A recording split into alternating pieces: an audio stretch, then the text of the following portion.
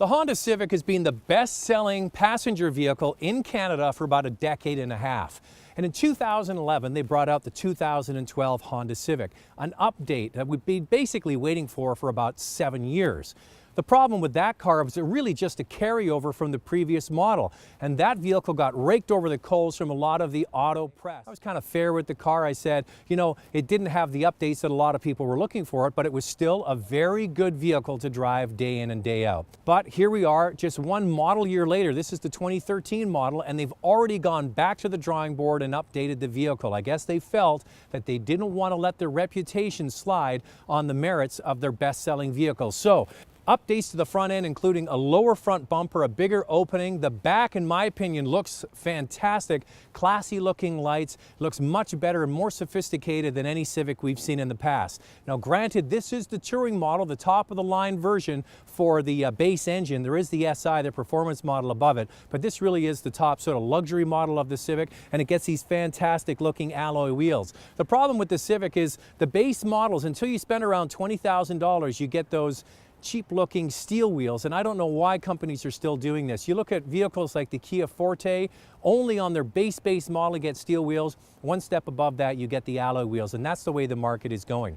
But Honda didn't just stop with exterior updates. The interior was another sore spot with a lot of people, and they've updated that as well. Now Honda could take some criticism for not updating the drivetrain in this vehicle, even from the model before 2012. Still 140 horsepower, 5-speed automatic transmission, or you can get the manual. It could use 6th gear, but the average person getting up, going to work, picking up their kids after school, they're not even going to notice.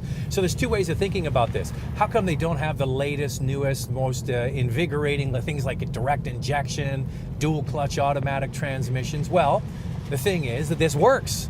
The average person isn't going to know. It's going to deliver good fuel economy, and it's not going to break down. It's tried and true technology. Now, the updates they did make for 2013 mostly surround the drive of the vehicle and the insulation. This vehicle, in my opinion, one of the weakest points was the sound insulation, and they've addressed that.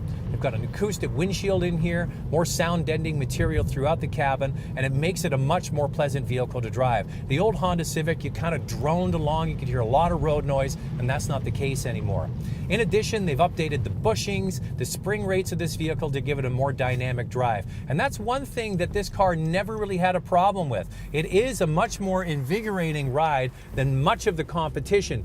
A lot of compact cars have what's called a torsion beam suspension in the back. This one has an independent suspension, and it makes it a rewarding car when you throw it into the corners. So what you have with the Honda Civic, the reliability, the tried and true drivetrain that they've always had, you package it with a much quieter and more refined ride than it used to have, and it still has the driving dynamics that people have come to enjoy with the Honda Civic. So if they could tweak a few things like a better looking radio in here, I think that would go a long way to pleasing most people. But this is definitely a step up from any Honda Civic we've had in the past. The one thing about the Civic, it's always been an attractive vehicle because of the price point. It starts around $15,500 and goes up to just around $25,000 if you want to get the fully loaded touring that we have here. The SI is more money, about 26 grand.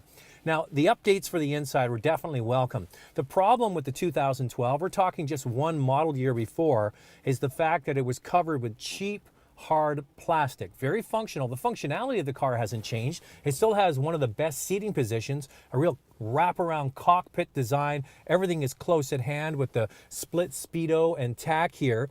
That hasn't changed. What they've done is they've covered everything with better quality materials. They've got a nicer looking finish around the heat and the radio controls here. They've gone with a soft touch applique on the doors, the armrests, on the sides of the car, and also in the center and on the front of the dash. Now it's just really skinned because above and the top of the dash, this is all still hard plastic, but all the stuff that's facing you and touching is softer plastic. Now people say, why does that matter? Does it really make a difference? Well, first of all, it's nicer to touch, and it also doesn't scratch as easily, and that's one of the things about a car after a year or so, getting in and out, banging things, women getting in and hitting the side of the dashboard with their handbag, buckles, things like that. It can scratch quite easily. Now, other updates to the interior of this vehicle, they've gone a little bit more chrome accents around the cup holders here in the center. They've updated also the features in this car. If you get one above the base model, you get heated seats. That's a nice feature. If you go to the mid-level trim, starts around $20,000, you get a backup camera and the little heads-up screen here right beside the Speedo. If you go full-blown and you get the navigation system, the backup camera goes from that screen into the one where the navigation unit is. Now, here's one pet peeve of mine. This radio that they have in here with the screen and the navigation really looks like an afterthought, an aftermarket stereo that's been plugged in at Best Buy or something like that. It doesn't look like it's polished and finished inside the car. The actual base radio, we don't have a picture of it here, but it looks more integrated and looks better. The buttons are small and the graphics really are simplistic. Recently had a chance to drive the new Kia Forte, and the graphics in that vehicle are really dazzling. They look brilliant and they look like they're in a much more expensive car. So that's one area. I really don't like the radio. I don't think it even sounds very good. The buttons are small and the navigation system looks kind of cheap. What this vehicle does have going for it is what it's always had going for it. It's a comfortable vehicle to spend time. Back seat is great because it's got a flat floor. This is fabulous for kids loading in and out of the back seat. There's no big hump in the center here to get in and out of. The trunk is a good size. All of the goodness that the Civic already had that made it the best seller in the country is still here. They've just sort of polished it a little bit more, and that's not a bad thing. Now, the Honda Civic is the best-selling car in the country for good reason. A lot of people go to the bank of Honda. They put their money in anywhere from $17,000 to $24,000. They get a Civic, they drive it, no nonsense, for several years, and then they go and sell it. It's a known entity in the used market. People really feel comfortable investing in this product, knowing that it's going to return